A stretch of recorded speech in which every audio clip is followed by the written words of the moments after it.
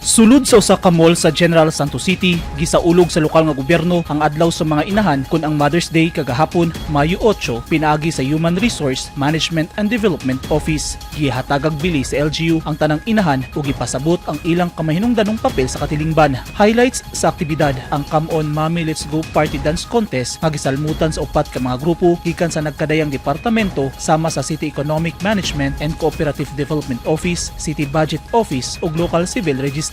Nakuha sa pambato sa City Budget Office ang kampyonato, first runner-up ang opisina sa LCR ug second runner-up ang City Economic Management and Cooperative Development Office. Duna say giandam nga raffle si Mayor Lorelie Pacquiao.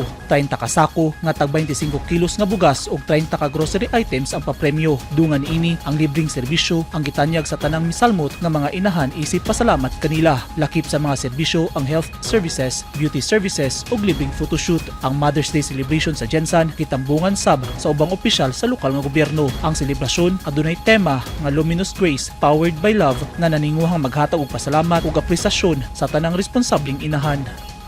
Eugene Hinutan, Newsline Philippines. Stay safe.